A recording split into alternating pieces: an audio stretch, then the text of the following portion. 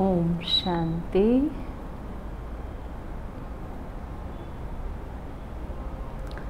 Good morning.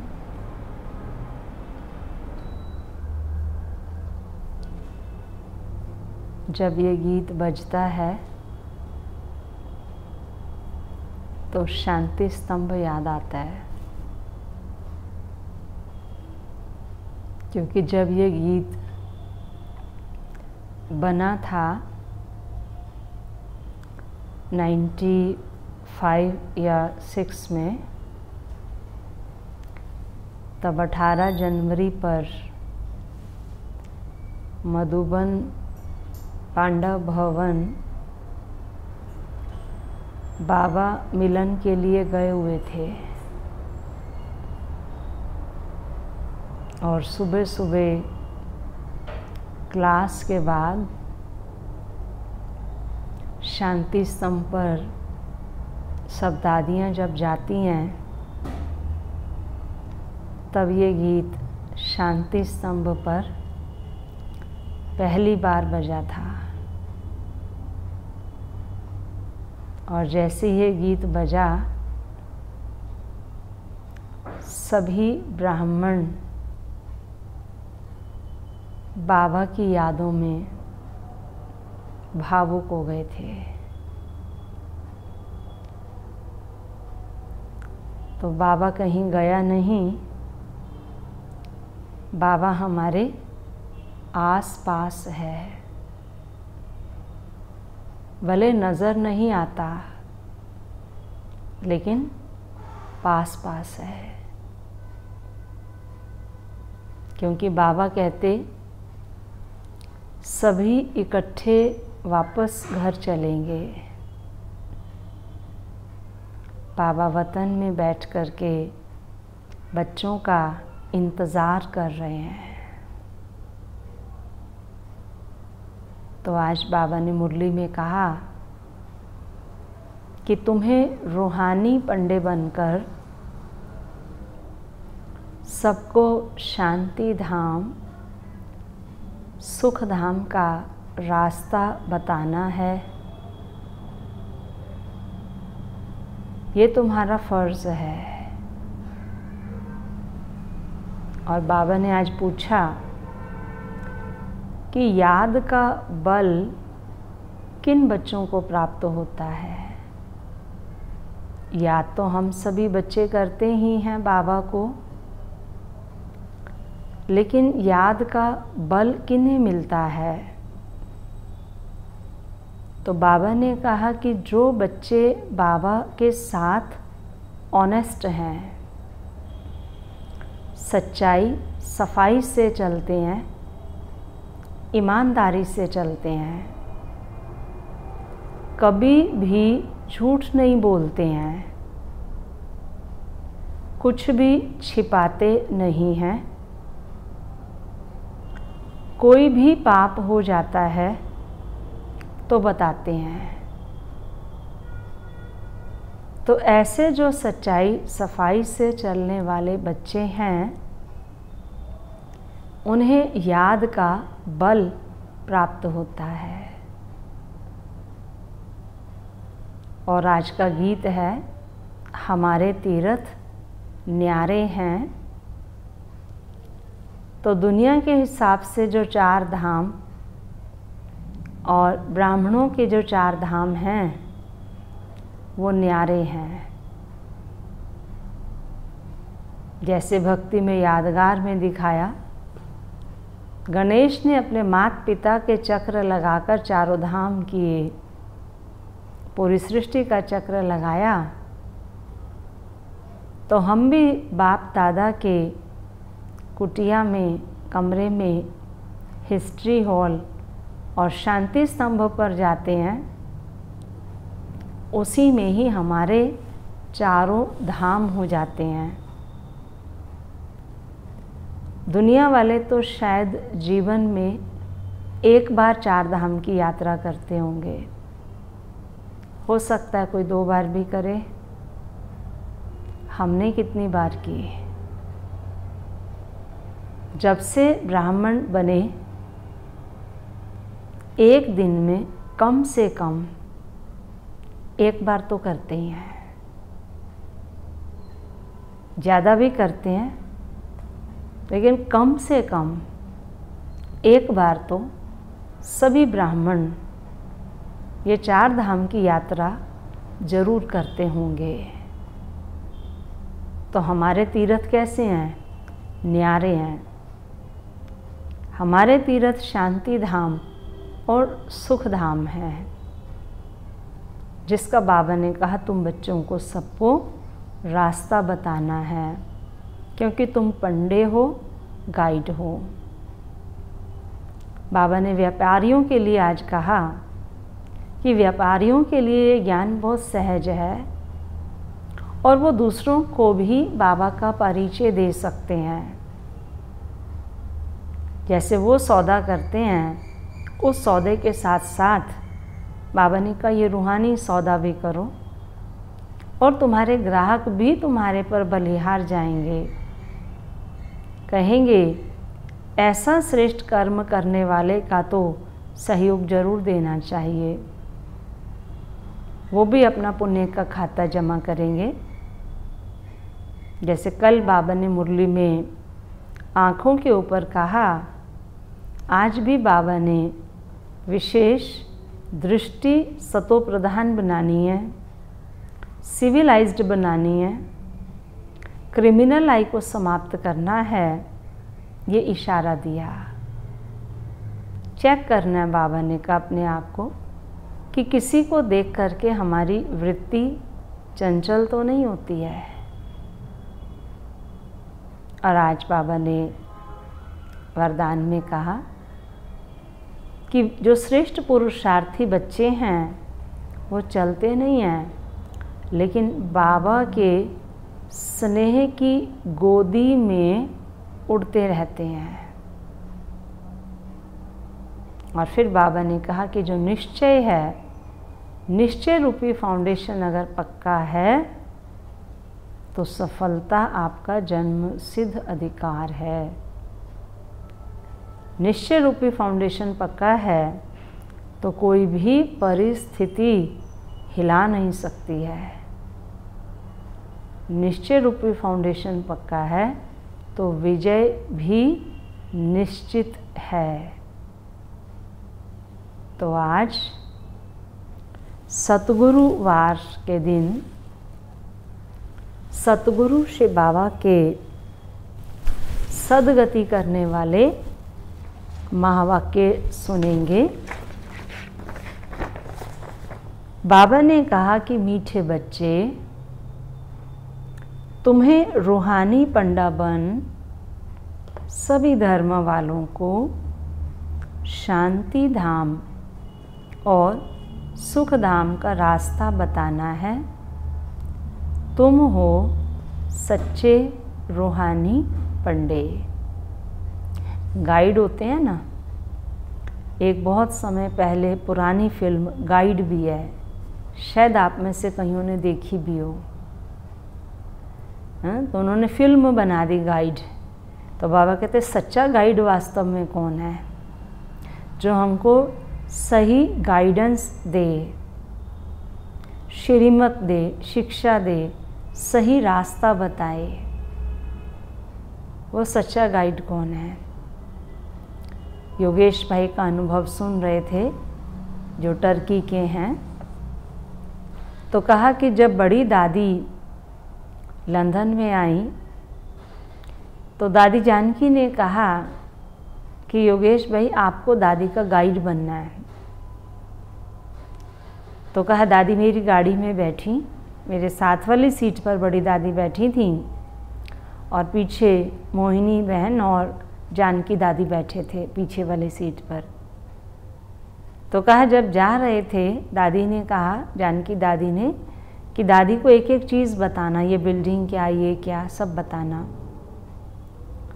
तो कहा मैं दादी को बता रहा था, लेकिन दादी की आंखें थोड़ी बंद हो रही थी। ऐसे लग रहा था कि शायद दादी को विश्राम की ज़रूरत है। तो दादी जैसे सुन भी रही थी, गर्दन भी हिला रही थी, लेकिन ऐसे लग रहा था कि जैसे दादी को कुछ अंदर से इतना इंटरेस्ट नहीं आ रहा है कि ये बिल्डिंग फलाने प्रोफेसर की, ये वो बिल्डिंग। तो दिखा रहे थे दादी को बिल्डिंग्स। कहाँ, वहाँ पर हम एक रेड लाइट पर खड़े हुए और 2 व्यक्ति थे जिनको थोड़ा कम दिखाई देता था। तो वो दोनों जो थे एक दूसरे का हाथ पकड़ करके चल रहे थे, एक दूसरे को थोड़ा रास्ता दिखा रहे थे। तो जो उनका स्टाइल था कुछ ऐसा था जो दादी देख करके बहुत बहुत बहुत हंसी। कहा दादी इतना हंसी कि इतनी सारी बिल्डिंग्स दिखाई दादी को, उसमें दादी को कोई इंटरेस्ट नहीं आया, एक सिंपल सी चीज़। तो कहा मेरे मन में ये विचार आया कि इतनी महान आत्मा और स्वभाव कितना सरल है कि उसको बड़ी बड़ी बिल्डिंग्स, बड़े बड़े प्रोफेसर्स, ये सब चीज़ें नहीं अच्छी लग रही, लेकिन एक साधारण सी बात। तो बाबा कहते तुम कौन हो? गाइड हो। तो उन्होंने योगेश भाई ने कहा कि मुझे इस बात का बहुत गर्व हुआ कि मैं दादी का गाइड था। गाइड पर बात आई इसलिए ये बात याद आई। तो बाबा ने कहा तुम्हें क्या गाइड बन के क्या करना है? शांतिधाम और सुखधाम का रास्ता बताना है। प्रश्न है, बाप की याद से किन बच्चों को पूरा बल प्राप्त होता है? जो याद के साथ साथ बाप से पूरा ऑनेस्ट रहते हैं, ईमानदार रहते हैं, सच्चाई सफाई से चलते हैं। क्योंकि क्या कहा रामायण में कि निर्मल मन जन सोई मोहि पावा, मोहे कपट छल छिद्र न भावा। कुछ भी छिपाते नहीं हैं, सच्चे बाप के साथ सच्चे रहते हैं, कोई पाप नहीं करते हैं, उन्हें ही याद से बल प्राप्त होता है। कई बच्चे भूले करते रहते हैं, फिर कहते हैं क्षमा करो। बाबा कहते हैं क्षमा होती नहीं, हर एक कर्म का हिसाब किताब है।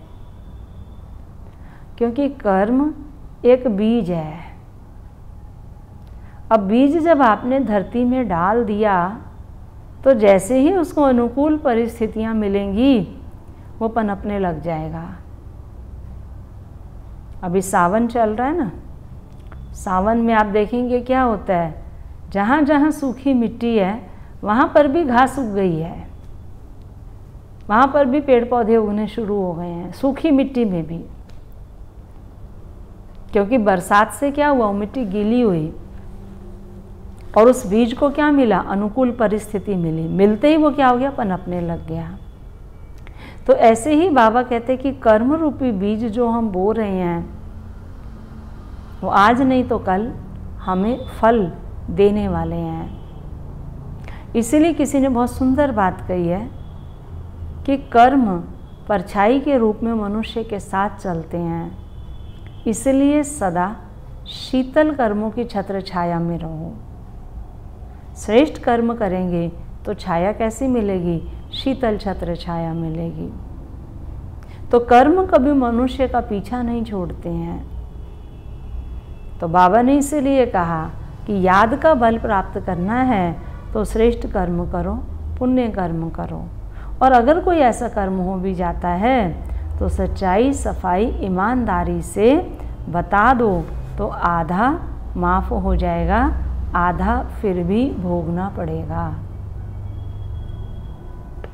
आज का गीत है, हमारे तीर्थ न्यारे हैं, इस दुनिया के प्यारे हैं। बच्चों ने यह गीत सुना। बच्चों के नॉलेज की पॉइंट्स देखने के लिए कैसे अर्थ करते हैं, तो ऐसे ऐसे गीत निकाल फिर एक एक से अर्थ कराना चाहिए, क्योंकि इन गीतों को भी करेक्ट किया जाता है ना। बाबा ने समझाया है कई ऐसे अच्छे गीत हैं जो कभी कोई फिक्रात में बैठा हो तो यह गीत खुशी में लाने में बहुत मदद करेंगे, है ना। आप देखो जैसे पहले ही अभी गीत बज रहा था मुरली से, तुम तो यहीं कहीं बाबा। तो कभी जीवन में अकेलापन महसूस हो और ये गीत बजा लो तो महसूस होगा अकेलापन कभी। तो ये गीत क्या करते हैं, उमंग लाते हैं। यह बहुत काम की चीज़ है। गीत सुनने से झट स्मृति आ जाएगी। तुम बच्चे जानते हो बरोबर हम इस धरती के लकी स्टार्स हैं, क्योंकि इसी गीत में ही शायद आता है हमारे तीर्थ न्यारे हैं, इस दुनिया के प्यारे हैं, हम धरती के तारे हैं। शायद यह हमारे भक्ति मार्ग वालों, यह तीर्थ हमारे, यह तीर्थ भक्ति मार्ग वालों से बिल्कुल न्यारे हैं। तुम हो पांडव सेना, है ना। ये साकार मुरली है। तब तक तो 4 धाम नहीं थे। ये थे मतलब बाबा तो रहते थे, लेकिन उनको 4 धाम के रूप में कोई नहीं देखता था। ये तो हमें याद आता है जब शांतिवन बना तो सबका ऊपर जाना बहुत कम हो गया, क्योंकि बाबा मिलन के लिए आते थे, नीचे से नीचे ही चले जाते थे काफ़ी सारे भाई बहनें। तब अव्यक्त बाप दादा की 4 धाम की मुरली चली थी। तब मुरली चली थी 4 धाम की बाबा की। तो बाबा कहते आज से कम 25 वर्ष पहले की ये बात होगी। तो बाबा कहते तुम हो पांडव सेना, उन तीर्थों पर होती है पंडों की सेना। हर एक ग्रुप का अलग अलग पंडा होता है जो ले जाते हैं। उनके पास चोपड़े होते हैं, पूछते हैं कि स्कूल के हो। करते हैं ना, जब अस्थियाँ प्रवाहित करने जाते हैं हरिद्वार, तो वहाँ पंडे बैठे होते हैं और उनके पास सबके कुल के चोपड़े होते हैं। वो बताएंगे कि इससे पहले तुम्हारे पिता की अस्थियाँ इस डेट को आई थी, इससे पहले तुम्हारे दादा की अस्थियाँ इस डेट को, तो नाम भी बताएंगे और तिथि भी बताएंगे। तो चोपड़े होते हैं, लिखा होता है उन्होंने अपने पास। हर एक अपने कुल वालों को ही लेंगे। कितने पंडे लेकर जाते हैं?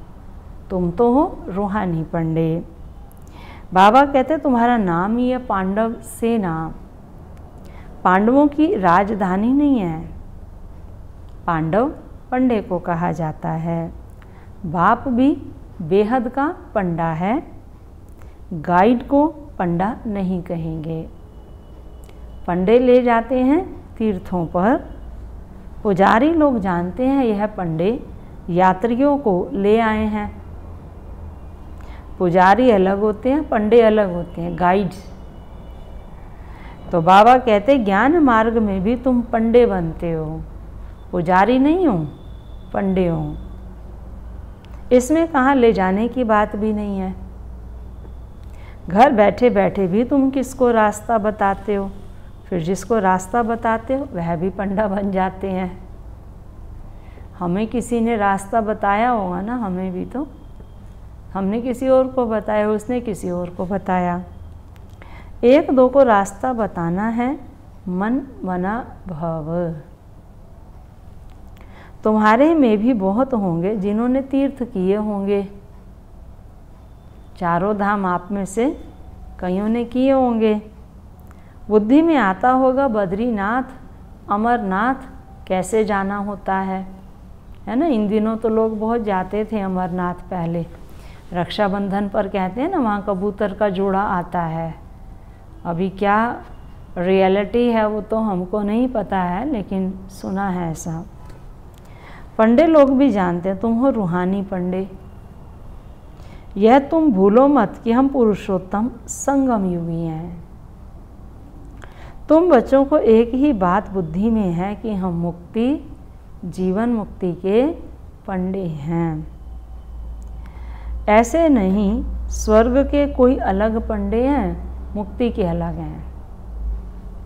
जो मुक्ति धाम ले जाएंगे वहाँ से तो फिर बाबा कहते हैं पाठ अनुसार जीवन मुक्ति में आएंगे ही। तुमको यह निश्चय है हम मुक्ति धाम में जाकर फिर नई दुनिया में आएंगे। तुम नंबरवार पुरुषार्थ अनुसार पंडे हो। पंडे भी अनेक प्रकार के होते हैं। तुम फर्स्ट क्लास पंडे हो। और वो पंडे क्या कहेंगे, उनमें भी नंबरवार होते हैं। सबको पवित्रता का ही रास्ता बताते हो। सबको पवित्र रहना है। दृष्टि बदल जाती है। तुमने प्रतिज्ञा की है ना, आप सब ने भी पवित्रता की प्रतिज्ञा कि हम एक के सिवाय और कोई को याद नहीं करेंगे।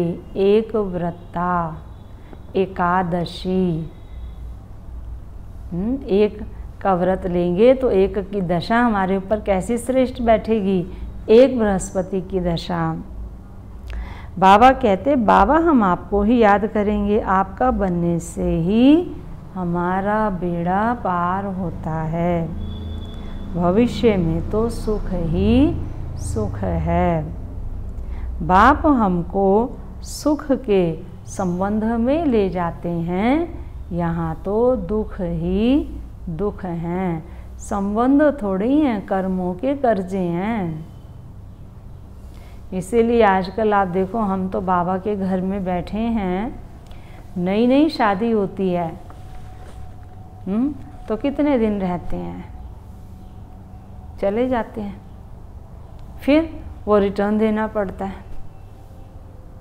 मैक्सिमम आज जो हमें बाबा के घर में बैठने को सुनने को मिलता है, 90% ऐसा हो रहा है आज, 90%।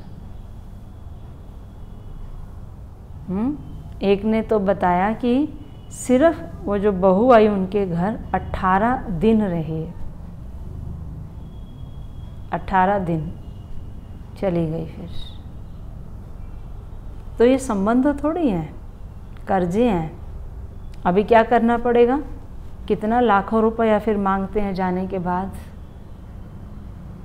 10 लाख, 15 लाख, 20 लाख, 50 लाख, जितना लगाया उतना पैसा वापस मांगते हैं, देना भी पड़ता है। तो बाबा क्या कह रहे हैं, संबंध यहाँ नहीं है, यहाँ तो बंधन है। संबंध तो कहाँ होंगे, सतयुग में होंगे, यहाँ तो कर्मों के कर्जे हैं। बाबा कहते, यहाँ तो दुख ही दुख है, सुख भी कागविष्ठा के समान है। तुम पढ़ते ही हो नई दुनिया के लिए, तुम जानते हो मुक्ति धाम में जाकर फिर यहाँ आएंगे, घर में तो जरूर जाएंगे। यह यात्रा है याद बल की। शांति धाम को भी याद करना होता है, बाप को भी याद करना होता है। बाप के साथ ऑनेस्ट भी होना चाहिए, सच्चाई सफाई का गुण भी होना चाहिए, क्योंकि झूठ जो है वो तो कहावत है ना कि झूठ के पाँव नहीं होते हैं। और सत्य के लिए क्या कहा कि सत्य की नाव हिलती डुलती है लेकिन कभी डूबती नहीं है, और झूठ की नाव को कहा जाता है लोहे की नाव। बाबा कहते, बाप को भी याद करना है, बाप के साथ ऑनेस्ट भी होना चाहिए। बाप कहते हैं ऐसे नहीं कि मैं तुम्हारे अंदर को जानता हूँ, नहीं, तुम जो एक्ट करते हो उस पर बाबा समझाते हैं, पुरुषार्थ कराते हैं। बाकी तुम कोई अवज्ञा अथवा पाप करते हो तो यहाँ पूछा जाता है, कोई पाप तो नहीं किया, लिख करके दो। बाबा ने समझाया, आंखें बड़ा धोखा देती हैं। यह भी बताना चाहिए, बाबा आज आंखों ने हमको बहुत धोखा दिया। यहाँ तो डर रहता है, घर में जाता हूँ तो मेरी बुद्धि चलायमान होती है। समझे, बाबा के घर में बैठे हैं तो डर रहता है, लेकिन घर जाते हैं तो बुद्धि चंचल हो जाती है। बाबा यह हमारी बड़ी भारी भूल है, क्षमा करो। बाबा कहते हैं क्षमा की इसमें बात ही नहीं, यह तो दुनिया में मनुष्य करते हैं। कोई ने चमाट मारी, अच्छा माफ़ी मांगी, काम खलास। ऐसे माफ़ी मांगने में देरी थोड़ी लगती है। बुरे कर्म करते रहो और कह दो आई एम सॉरी, ऐसे थोड़ी चल सकता है। समझे, कर्म बीज है, और ऐसा बीज जो किसी भी प्रतिकूल परिस्थिति में नष्ट नहीं हो सकता है। बाकी बीज तो प्रतिकूल परिस्थितियों में नष्ट भी हो जाते हैं, लेकिन कर्म रूपी बीज कैसी भी प्रतिकूल परिस्थिति में कभी भी नष्ट नहीं हो सकता है, फल भोग के ही खत्म होगा। तो बाबा कहते ऐसे थोड़ी चल सकता है, यह तो सब जमा हो जाता है। कोई भी उल्टा सुल्टा कर्म करते हो जमा होता है। जिसका अच्छा बुरा फल दूसरे जन्म में मिलता जरूर है, क्षमा की बात नहीं। जो जैसा करते हैं ऐसा पाते हैं।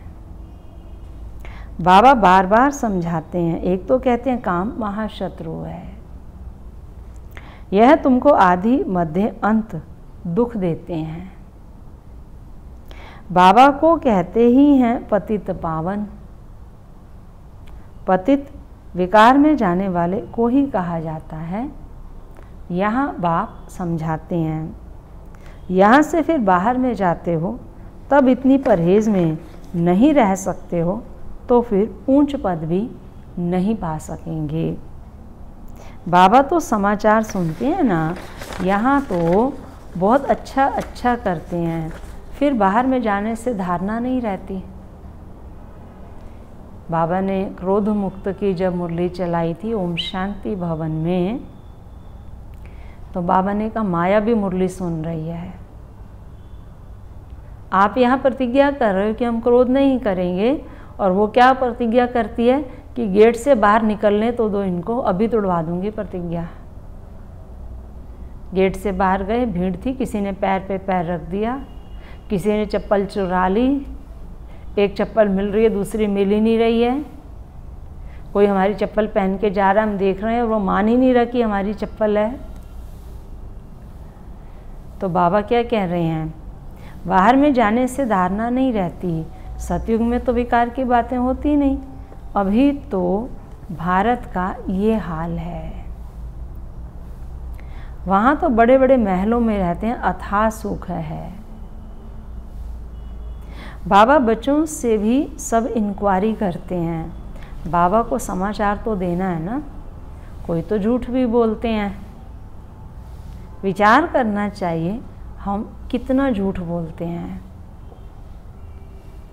बाबा कहते हैं इनसे तो बिल्कुल झूठ नहीं बोलना चाहिए, बाप तो ट्रूथ बनाने वाला है।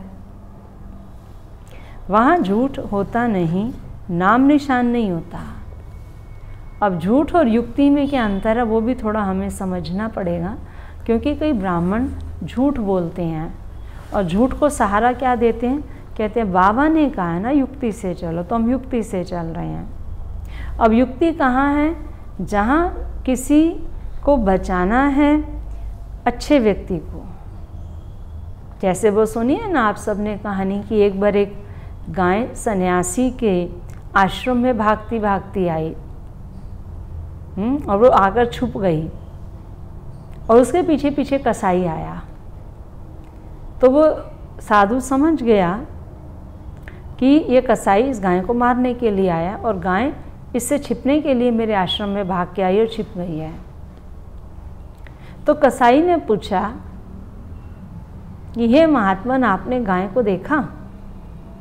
यहाँ से कोई गाय गई है, आई है यहाँ कोई गाय? तो साधु ने बहुत सुंदर जवाब दिया कि जिन्होंने देखा वो बोल नहीं सकती, और जो बोल सकती है उसने देखा नहीं है, तो मैं तुझे क्या बताऊं। आँखों ने देखा, वो बोल नहीं सकती हैं, और जीभ बोल सकती है, उसने देखा ही नहीं है। ऐसे युक्ति से गाय की जान बचा ली। तो बाबा कहते वहाँ झूठ होता नहीं, नाम निशान नहीं होता, यहाँ फिर सच का नाम निशान नहीं है। फर्क तो रहता है ना। बाबा कहते हैं यह है कांटों का जंगल, परंतु अपने को कांटा समझते थोड़े ही हैं। बाप कहते हैं काम कटारी चलाना यह सबसे बड़ा कांटा है, इससे ही तुम दुखी हुए हो। बाबा अब तुम्हें सुख घनेरे देने आया है। तुम जानते हो बरोबर सुख घनेरे थे। सतयुग को कहा ही जाता है सुख धाम। वहाँ बीमारियाँ आदि होती नहीं, हॉस्पिटल जेल आदि होते नहीं। ना कोई शारीरिक कर्म भोगना है, ना मानसिक कर्म भोगना है, ना धन की कर्म भोगना है, ना संबंधों की कर्म भोगना है। भोगना शब्द ही नहीं है वहाँ पर। वहाँ प्रारब्ध भोगना है, कर्मों को नहीं भोगना, प्रारब्ध भोगना है। बाबा कहते सतयुग में दुख का नाम नहीं, त्रेता में 2 कला कम हो जाती है तो थोड़ा दुख होता है, फिर भी हेवन तो कहा जाता है ना, नर्क तो नहीं कहेंगे उसको। बाप कहते हैं तुम बच्चों को अति इंद्रिय सुख में रहना चाहिए। पढ़ाने वाले को भी याद करना है, भगवान हमारा टीचर है। टीचर को तो सब याद करते हैं। यहाँ रहने वाले बच्चों के लिए तो बहुत सहज है। यहाँ कोई कर्म बंधन तो है नहीं, बिल्कुल ही बंधन मुक्त हैं। बाबा ने बना दिया है, फ्री हैं, बंधन मुक्त हैं। शुरू में भट्ठी बनी तो बंधन मुक्त हो गए। ओना फुरना सिर्फ सर्विस का ही है, सर्विस कैसे बढ़ाएं। बाबा बहुत समझाते रहते हैं। बाबा के पास आते हैं, मास डेढ़ बहुत उमंग रहता है, फिर देखो तो ठंडे पड़ जाते हैं, आते ही नहीं है सेंटर्स पर। अच्छा फिर क्या करना चाहिए? लिख कर पूछ सकते हो क्यों नहीं आते हो। हम समझते हैं शायद माया ने तुम पर वार किया है, या किसके संग में फंसे हो, या कोई विकर्म किया है, गिर पड़े हो।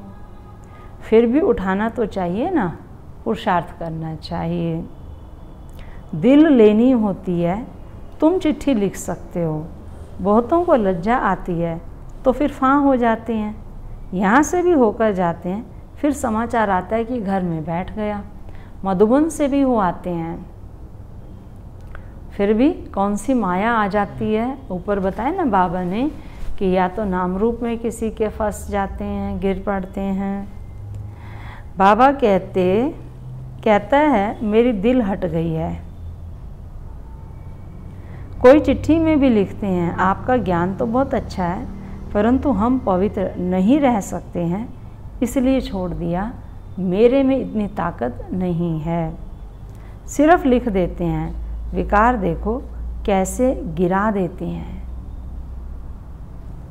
यहाँ हाथ भी उठाते हैं कि हम सूर्यवंशी नर से नारायण बनेंगे। यह नॉलेज है ही नर से नारायण और नारी से लक्ष्मी बनने की। बाबा कहते हैं गुड़ जाने, गुड़ की गोथरी जाने। यह बाबा की बैग है ना, समझे, जिसमें गुड़ है वो बाबा की ये बैग है ना। यह अच्छी तरह से पूछते हैं साकार। इनके पास समाचार भी आते हैं। वैश्य बाबा तो कहते हैं मैं पढ़ाने आता हूँ, जो पढ़ेंगे लिखेंगे होंगे नवाब। बाबा कहते हैं दृष्टि को बहुत बदलना है, कदम कदम पर खबरदारी चाहिए। याद से ही कदम कदम में पदम है। बहुत बच्चे फेल हो जाते हैं, सर्विस सेवल पंडे भी फेल हो जाते हैं, क्योंकि सेवा में जो एक माइनस पॉइंट आता है वो आता है अभिमान, मैंपन, वो ले जाता है। बाबा कहते जब तक तुम यात्रा पर हो पवित्र रहते हो। कोई तो यात्रा पर भी ऐसे शौकीन जाते हैं जो शराब आदि भी अपने साथ वहाँ ले जाते हैं, छिपा कर रख देते हैं। बड़े बड़े आदमी इसके बिगड़ रह नहीं सकते, अभी वह तीर्थ क्या काम के रहेंगे। समझे, ऐसे कर्म होंगे वहाँ पर तो तीर्थ भी तो गंदे हो गए ना, वहाँ की वाइब्रेशन क्या अच्छे रहेंगे। लड़ाई वाले भी बहुत शराब पीते हैं, शराब पी जाकर एरोप्लेन सहित स्टीमर के ऊपर गिरते हैं, स्टीमर भी ख़त्म तो खुद भी ख़त्म। अभी तुमको मिलता है ज्ञान अमृत। बाकी मुख्य है याद की यात्रा, जिससे ही तुम 21 जन्म के लिए एवर हेल्दी एवर वेल्दी बनते हो। बाबा ने कहा था यह भी लिख दो, 21 जन्म के लिए एवर हेल्दी वेल्दी कैसे बन सकते हो। बाबा कहते हैं ना, बोर्ड पर ये लगा दो, 21 जन्मों के लिए एवर हेल्दी वेल्दी कैसे बन सकते हो, आकर समझो। भारतवासी जानते हैं बरोबर भारत में बड़ी आयु थी। स्वर्ग में कभी कोई बीमार नहीं होते। स्वर्ग में देवी देवताओं की आयु 150 वर्ष की थी। 16 कला संपूर्ण थे। कहते ये कैसे हो सकता है, बोलो। वहाँ 5 विकार होते ही नहीं। वहाँ भी अगर यह विकार होते तो फिर राम राज्य कैसे होता। देवताएं जब वहाँ मार्ग में जाते हैं, वह भी चित्र तुमने देखे हैं, बड़े गंदे चित्र होते हैं। जगन्नाथपुरी में बाबा कहते हैं, यह बाबा कहते हैं हमने जो देखा है वह बतलाते हैं। शिव बाबा कहते हैं मैं तो सिर्फ नॉलेज देता हूँ। शिव बाबा ज्ञान की बातें सुनाते, यह अपने अनुभव की बातें सुनाते रहते। दो हैं ना, यह भी अपना अनुभव बताते रहते हैं। हर एक को अपनी लाइफ का पता है। तुम जानते हो आधा कल्प से पाप करते आए हैं, वहाँ फिर कोई पाप नहीं करेंगे। यहाँ पावन कोई है नहीं, वहाँ कोई पाप आत्मा नहीं और यहाँ कोई पुण्य आत्मा नहीं। तुम बच्चे जानते हो अभी रियल भागवत चल रहा है। भगवान बैठ बच्चों को नॉलेज सुनाते हैं। वास्तव में होनी चाहिए एक ही गीता। बाकी शिव बाबा की बायोग्राफी क्या लिखेंगे यह भी तुम जानते हो। कोई भी किताब आदि कुछ रहेगा नहीं, क्योंकि विनाश सामने खड़ा है। फिर यह पुरुषार्थ की नॉलेज भी खत्म हो जाएगी। फिर प्रारब्ध शुरू हो जाती। जैसे ड्रामा में जो पार्ट हुआ, रील फिरता जाता, फिर नए सिर प्रारब्ध शुरू होगी। इतनी सब आत्माओं में अपना अपना ड्रामा का पार्ट नूंधा हुआ है। यह बातें समझने वाले समझें। यह है बेहद का नाटक। तुम कहेंगे हम तुमको बेहद के नाटक के आदि मध्य अंत का राज बताते हैं। वह है निराकारी दुनिया, यह है साकारी दुनिया। हम तुमको सारा राज समझाते हैं। यह चक्र कैसे फिरता है, जिसको तुम समझाएंगे उनको बड़ा मज़ा आएगा। ऐसे मत समझो कोई सुनता नहीं है, प्रजा बहुत बननी है। हार्ट फेल नहीं होना है सर्विस में, तुम समझाते रहो। समझे, हम कई बार किसी को समझाते हैं, बाबा का परिचय देते हैं, बाबा के घर आने के लिए कहते हैं, कोर्स के लिए कहते हैं, तो कई बार कुछ लोग सीधा सीधा जवाब दे देते हैं। तो बाबा कहते हैं तुम इन चीज़ों से दिल शिकस्त मत हो, तुम समझाते रहो। व्यापारियों के पास तो बहुत ग्राहक आते हैं, आओ हम तुमको बेहद का सौदा देवे। भारत में इन देवताओं का राज्य था, फिर कहाँ गया, कैसे 84 जन्म लिए, हम तुमको समझाएं। भगवानुवाच तुम अपने जन्मों को नहीं जानते हो। सर्विस तो बहुत कर सकते हो, जब फुर्सत मिलती है बोलो, हम तुमको विश्व की हिस्ट्री ज्योग्राफी समझाते हैं। सिवाय बाप के और कोई समझा ना सके। आओ तो तुमको रचना और रचता का राज समझाएं। अभी तुम्हारा यह अंतिम जन्म है। भविष्य के लिए अभी कमाई करो। बाबा समझाते हैं ना, बच्चे तुम ऐसे ऐसे सर्विस करो। तुम्हारे ग्राहक यह बातें सुनकर बहुत खुश होंगे, तुमको भी माथा टेकेंगे, शुक्रिया मानेंगे। व्यापारियों के लिए बाबा खास कह रहे हैं। तो आप में से जो भी भाई बहनें व्यापारी हैं, तो आज बाबा आप सबको ये होमवर्क दे रहे हैं। बाबा कहते व्यापारी लोग तो और ही जास्ती सर्विस कर सकते हैं। व्यापारी लोग धर्माऊ भी निकालते हैं ना, रोज़ अपने गले से वो कुछ ना कुछ जरूर निकालते हैं। तुम तो बड़े धर्मात्मा बनते हो, बाप आकर तुम्हारी झोली भर देते हैं अविनाशी ज्ञान रत्नों से। अनेक प्रकार की राय बाबा देते हैं, ऐसे ऐसे करो, पैगाम देते रहो, थको मत। बाबा कहते बहुतों का कल्याण करने लग जाओ, ठंडे मत बनो।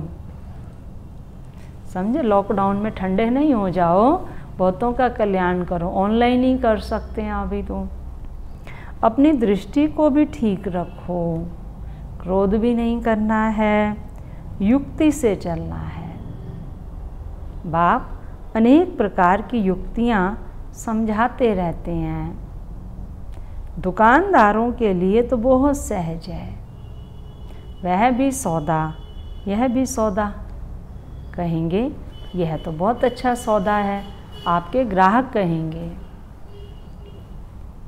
झट ग्राहक जम जाएंगे। देखो बाबा वरदान दे रहे हैं कि आप उनको बाबा का परिचय दो, आपके ग्राहक भी जम जाएंगे। कहेंगे ऐसा सौदा देने वाले महापुरुष को तो बहुत मदद करनी चाहिए। बोलो यह तुम्हारा अंतिम जन्म है, तुम फिर मनुष्य से देवता बन सकते हो, जो जितना करेंगे उतना पाएंगे। अपनी जांच करो, हमारी दृष्टि ने बुरा काम तो नहीं किया, स्त्री तरफ रग तो नहीं गई, लज्जा आएगी तो छोड़ देंगे। विश्व का मालिक बनना कम बात है क्या? जितना पुराना भक्त होगा वह बहुत खुश होगा, थोड़ी भक्ति की होगी तो वह कम खुश होगा। यह भी हिसाब है समझने का।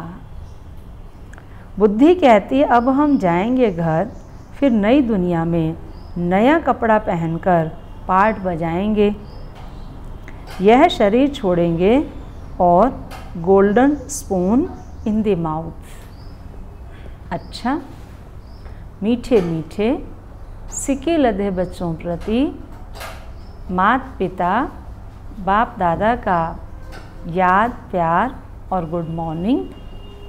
रूहानी बाप की रूहानी बच्चों को नमस्ते।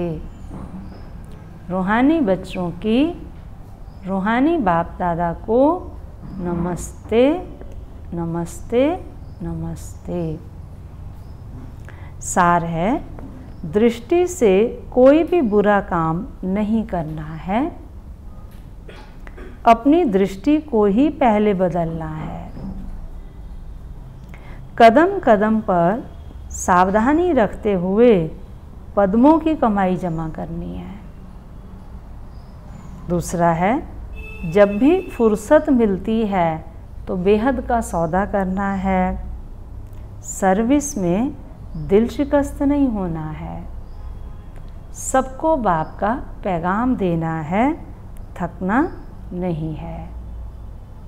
वरदान, स्नेह की गोद में आंतरिक सुख व सर्व शक्तियों का अनुभव करने वाले यथार्थ पुरुषार्थी भव।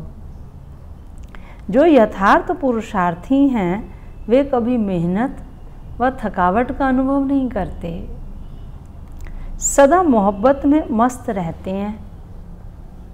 वे संकल्प से भी सरेंडर होने के कारण अनुभव करते कि हमें बाप दादा चला रहे हैं। मेहनत के पांव से नहीं, लेकिन स्नेह की गोदी में चल रहे हैं। स्नेह की गोद में सर्व प्राप्तियों की अनुभूति होने के कारण वह चलते नहीं, लेकिन सदा खुशी में, आंतरिक सुख में, सर्व शक्तियों के अनुभव में उड़ते रहते हैं। और आज का स्लोगन है, निश्चय रूपी फाउंडेशन पक्का है तो श्रेष्ठ जीवन का अनुभव स्वतः होता है। अच्छा, ओम शांति शांति शांति।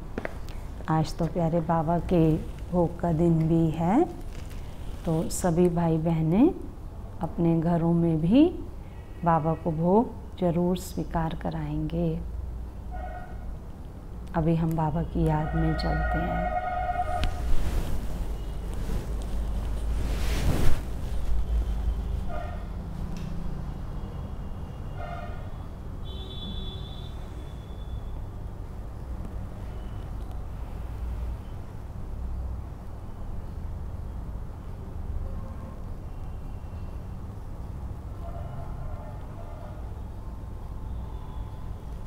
ओ